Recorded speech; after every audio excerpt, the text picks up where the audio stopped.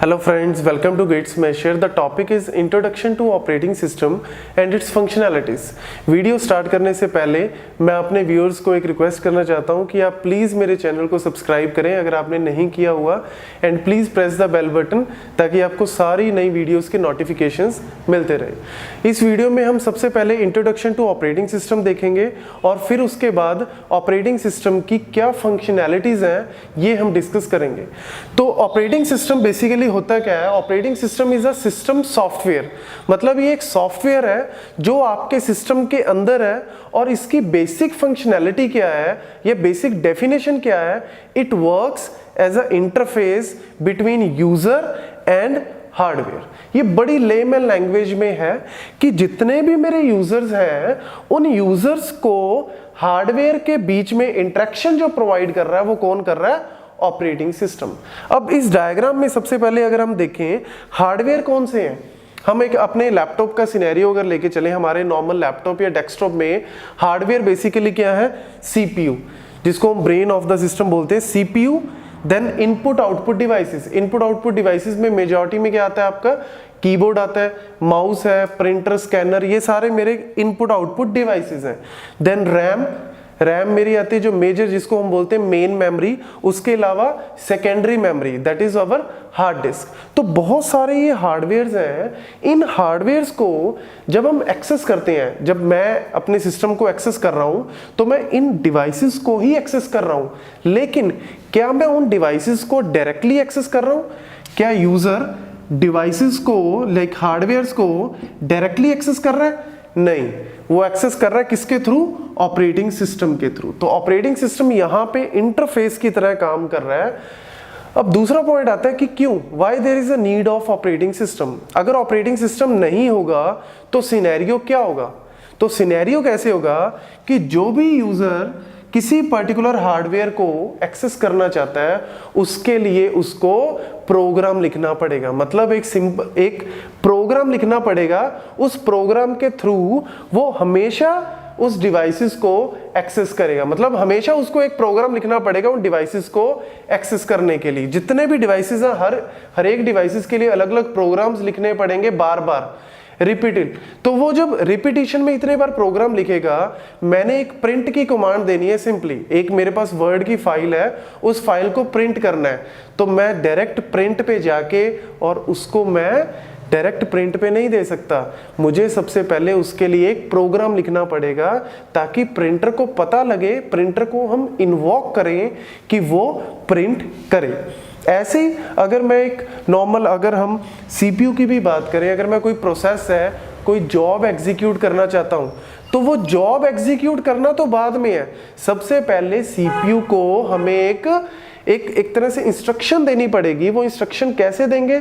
उसके लिए हमें इंडिविजुअल प्रोग्राम लिखने पड़ेंगे। तो इसकी वजह से जो मेरी इंटरेक्ट हो रहा है यूजर और हार्डवेयर के बीच में, जो कम्युनिकेशन हो रहा है वो बहुत ही ज्यादा कॉम्प्लेक्स हो जाएगा। दूसरा एक और हो सकता है कि हो सकता है यूजर एक हार्डवेयर को एक्सेस करके बैठा है और दूसरा यूजर अगर उस हार्डवेयर को एक्सेस करना चाहता है तो मैं उसको रिलीज नहीं कर रहा। क्यों? क्योंकि मैं यूजर डायरेक्ट एक्सेस कर रहा हूं हार्डवेयर को, तो यानी बीच में कोई अथॉरिटी नहीं है जो मेरे से वो हार्डवेयर वापस ले सके। तो बहुत सारे रीजंस हैं जिनकी वजह से हमें ऑपरेटिंग सिस्टम को यूज करना पड़ता है, जो यूजर एंड हार्डवेयर के बीच में एक तरह से क्या काम आ रहा है? इंटरफेस की तरह काम आ रहा है। उसको हम देखेंगे फंक्शंस में, जो भी डिफरेंट फंक्शंस हैं ऑपरेटिंग सिस्टम के, उसको हम कह सकते हैं कि this is the reason why we are using the operating system in our system. तो ऑपरेटिंग सिस्टम की अगर मैं बेसिक सा एग्जांपल दूं तो सबसे पहला ऑपरेटिंग सिस्टम जो मेजॉरिटी में यूज होता है दैट इज विंडोज। अब ऑपरेटिंग सिस्टम की प्राइमरी फंक्शनैलिटी अगर हम बात करें कि ऑपरेटिंग सिस्टम हम क्यों यूज कर रहे हैं, the major goal of the operating system is, primary goal of the operating system is to provide convenience, to provide convenience to the user. Yes, convenience provide करना है, मतलब मैं अपने हार्डवेयर्स को ईजीएस्ट वे से एक्सेस कर सकूं, that is the functionality of the operating system. और यही एक रीजन है कि विंडोज ने बहुत साल तक पूरी मार्केट में एक्वायर किया। देयर वाज अ टाइम जब विंडो 95% मार्केट को एक्वायर किया हुआ था, मतलब पूरा का पूरा जो मार्केट था वो माइक्रोसॉफ्ट ने एक्वायर किया हुआ था। उनका इतना बोलबाला था क्योंकि मेजर गोल क्या है, कन्वीनियंस, और विंडोज जो है वो सबसे ज्यादा क्या प्रोवाइड कर रहा है, कन्वीनियंस। और आप अपने लैपटॉप्स में, अपने फ्रेंड्स के लैपटॉप में कहीं पे भी देखो तो मेजॉरिटी में आपको ऑपरेटिंग सिस्टम कौन सा मिलेगा, विंडोज।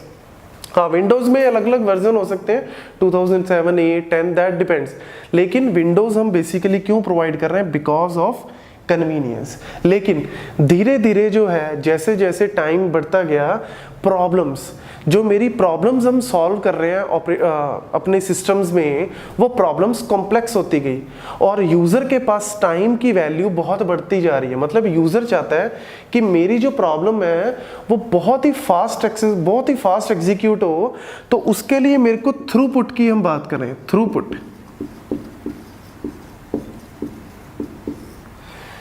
थ्रूपुट का मतलब क्या है, एक सिंपल सी अगर डेफिनेशन देखें, throughput number of tasks executed per unit time, that is a simple definition of throughput.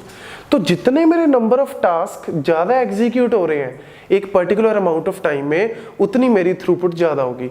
तो यानी हमें अब ऐसे ऑपरेटिंग सिस्टम चाहिए जिनकी थ्रूपुट भी बहुत ज्यादा हो एज वेल एज कन्वीनियंस भी ज्यादा हो। तो थ्रूपुट में जो मैक्सिमम यूज होते हैं वो है हमारा लाइनक्स।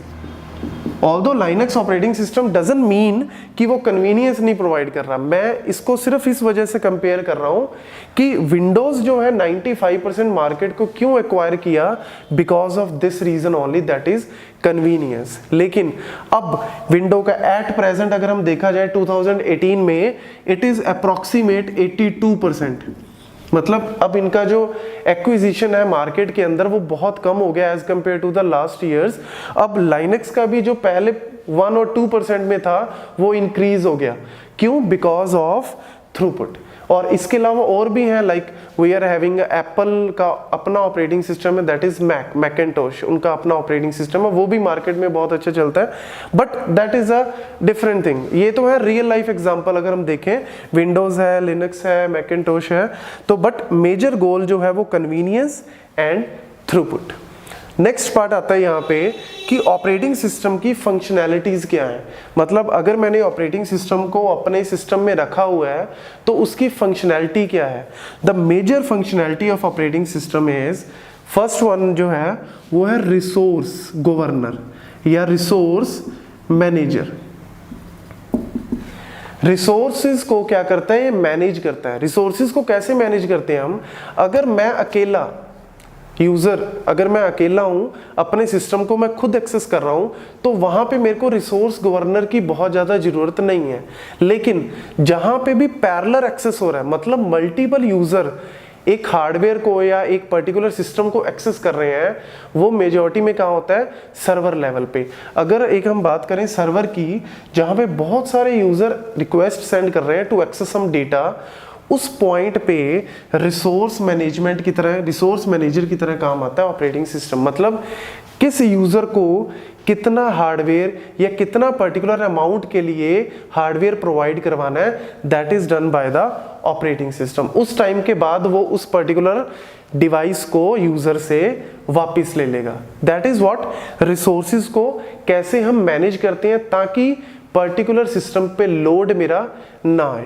जैसे हम नॉर्मल टास्क मैनेजर को ओपन करते हैं अगर अपने सिस्टम में, तो टास्क मैनेजर में आपको वहां पे इजीली ऐसे बहुत सारी वैल्यूज मिल जाएंगी कि सीपीयू को कितना % यूज कर रहे हैं हम, रैम को कितना % यूज कर रहे हैं, वो सारी वैल्यूज क्या है ऑपरेटिंग सिस्टम जो है वो मैनेज करता है, ताकि बहुत ज्यादा भी सिस्टम के ऊपर लोड ना हो और बहुत कम भी सिस्टम पे लोड ना हो। मतलब वो ट्राई करता है रिसोर्सेज को प्रॉपरली मैनेज करने के लिए। लेकिन स्पेशली ये कहाँ पे यूज होता है, पैरेलल प्रोसेसिंग, जहां पे मल्टीपल यूजर एक डिवाइस को एक्सेस करने की कोशिश कर रहे हैं।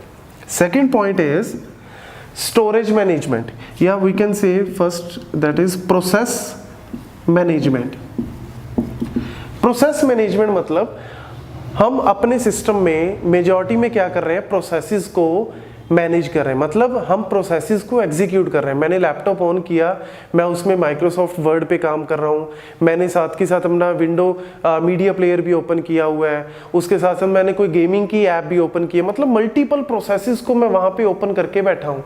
ये सारे प्रोसेसेस को कैसे एग्जीक्यूट करना है, that is also done by the operating system. ये काम कैसे करता है? CPU शेड्यूलिंग, इसमें हम यूज करते हैं various CPU scheduling algorithms. CPU scheduling का मतलब एक प्रोसेस को एग्जीक्यूट करना है, मतलब अगर मैंने एक सिंपल सा C प्रोग्राम लिखा, उस प्रोग्राम को मैंने .c से सेव कर दिया, अब उस प्रोग्राम को मुझे एग्जीक्यूट करना है, तो वो प्रोग्राम प्रोसेस बन गया। अब इस प्रोसेस को एग्जीक्यूट करना है तो कहाँ पे करेंगे? CPU पे। तो CPU पे कैसे उस प्रोसेस को एग्जीक्यूट करना है, that is done by the CPU scheduling. और CPU शेड्यूलिंग में बहुत सारे अलग अलग एल्गोरिथम्स आते हैं जो प्रॉपर और एफिशिएंट वे से CPU को एक्सेस करने का और उनको एग्जीक्यूट करने के काम आते हैं। वो सारा जो मैनेजमेंट है वो कौन देख रहा है? Operating system. इसके अलावा आता है हमारे पास स्टोरेज मैनेजमेंट। स्टोरेज मैनेजमेंट का मतलब क्या है? बेसिकली स्टोरेज में आता है हमारा सेकेंडरी डिवाइस, यानी जिसको हम बोलते हैं हार्ड डिस्क। हार्ड डिस्क मतलब जो डेटा हम परमानेंटली अपने सिस्टम में रखना चाहते हैं, स्टोर करना चाहते हैं, उस डेटा को कैसे स्टोर करना है वो कौन मैनेज कर रहा है? Operating system. और स्टोरेज मैनेजमेंट करते कैसे हम? फाइल सिस्टम के थ्रू। NIFS, CFS, बहुत सारे CIFS और NFS, common interface file system, common internet file system and networked file system, ये लाइनक्स एंड विंडोज में यूज होते हैं। इनका मेजर गोल क्या है? जितना भी मेरा डेटा आ रहा है उस डेटा को हम हार्ड डिस्क में परमानेंटली कैसे स्टोर करेंगे, वो फाइल सिस्टम जो है वो अपने आप उसको मैनेज करता है कि कैसे हमने उसको ट्रैक्स में या अलग अलग सेक्टर्स में जो डिस्क की एक आर्किटेक्चर उसमें हम कैसे स्टोर करते हैं, that is also done by the, that is also managed by the operating system. Then fourth one is memory management. memory management में मेरे पास आता है यहाँ पे RAM, बिकॉज अगर हम बात करें कि स्टोरेज मैनेजमेंट और मेमोरी मैनेजमेंट हमने अलग अलग क्यों किया, बिकॉज स्टोरेज मैनेजमेंट में आता है हार्ड डिस्क। हार्ड डिस्क को मैनेज करना ऑपरेटिंग सिस्टम की फंक्शनैलिटी तो है ही, लेकिन हार्ड डिस्क के एक्चुअली कंस्ट्रेंट नहीं है कोई। रैम के अंदर हमारे पास एक कंस्ट्रेंट है, वो है लिमिटेशन ऑफ साइज। मतलब हमारा जो रैम है सिस्टम में वो है लिमिटेड, और जितने भी प्रोसेसेस एग्जीक्यूट होते हैं वो सबसे पहले कहाँ आते हैं? रैम में। ये जो पोर्शन, ये जो टॉपिक है इसको हम बोलते हैं मल्टीटास्किंग या मल्टी प्रोग्रामिंग का कॉन्सेप्ट है कि जितने भी प्रोसेसेस को हमने एग्जीक्यूट करना है वो सबसे पहले हम किस में लेके आते हैं? रैम के अंदर। और रैम में जब वो आते हैं उसके बाद हम उसको एक एक करके CPU को देते हैं। तो कितनी मेमोरी रैम की हमें देनी है, और जब प्रोसेस एग्जीक्यूट हो जाए तो वो रैम की वैल्यू जो है वो हमें वापस लेनी है। Allocation and D allocation, because RAM is limited. ऐसा ना हो कि एक प्रोसेस एग्जीक्यूट हो चुका और वो तब भी रैम के अंदर पड़ा है, और दूसरा प्रोसेस जो एग्जीक्यूट होना चाहता है वो रैम में नहीं आ पा रहा बिकॉज रैम फुल हो चुकी। तो ऑपरेटिंग सिस्टम क्या करता है? जैसे ही एक प्रोसेस हो गया वो उसको वहां से बाहर निकाल देगा और दूसरे प्रोसेस को ले आएगा। This is called the swapping. ये पूरे एक्चुअल में क्या है? ये पूरे टॉपिक्स है, मतलब पूरा ये यूनिट्स हैं इसके अंदर। ये तो मैं यहाँ पे सिर्फ ब्रॉड एक तरह से डिस्कस कर रहा हूँ कि क्या फंक्शनैलिटीज है। इनके बारे में मैंने ऑलरेडी डिस्कस कर चुका हूँ, पूरी मेरी वीडियोस जो हैं वो इनके ऊपर बन चुकी हैं, जिसमें मैंने मेमोरी मैनेजमेंट, स्टोरेज मैनेजमेंट जिसमें हम डिस्क और फाइल सिस्टम की बात करते हैं, CPU शेड्यूलिंग, रिसोर्स मैनेजमेंट को हमने ऑलरेडी डिस्कस किया है। इसके अलावा जो आता है फिफ्थ फंक्शनैलिटी मैं यहाँ पे लिख रहा हूँ, that is security and privacy. Security and privacy is also provided by the operating system. जब भी हम अपने सिस्टम को ऑन करते हैं, जैसे विंडोज को ऑन करते हैं, तो उसमें सबसे पहले वहां पे क्या आता है? पासवर्ड। वो पासवर्ड हम क्यों लगाते हैं? ताकि ऑथेंटिकेट बंदा, ऑथेंटिकेट मतलब जिस बंदे के पास प्रॉपर पासवर्ड है वही उसको एक्सेस कर सके।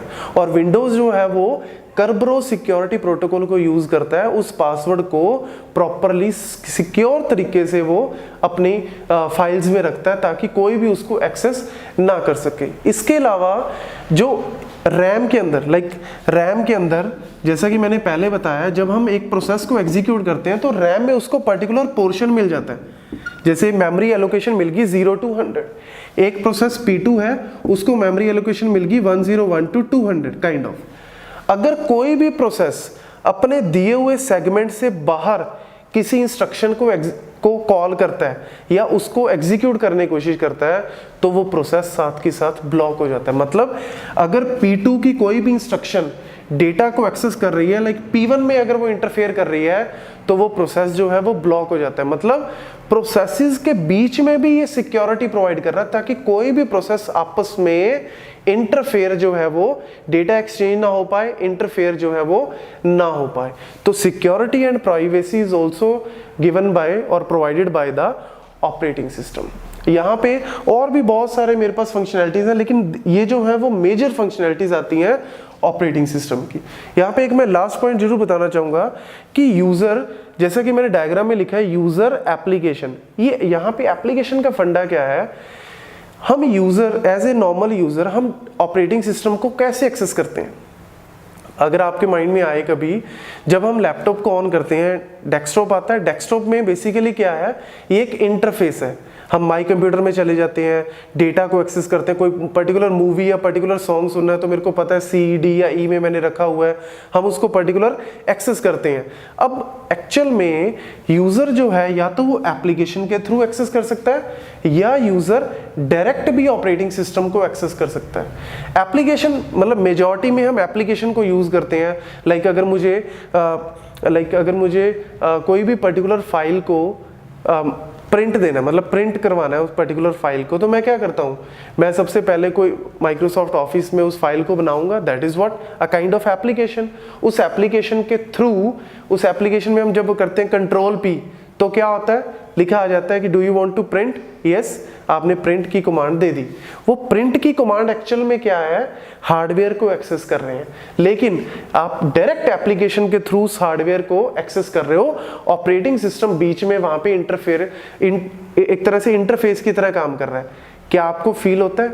नहीं, हमें यूजर को ये चीज फील ही नहीं होती। तो ये इतना अच्छा इंटरफेस प्रोवाइड कर रहा है कि यूजर को फील भी नहीं होता कि हम कब हार्डवेयर को एक्सेस कर रहे हैं और कब हम उनको एक्सेस नहीं कर रहे।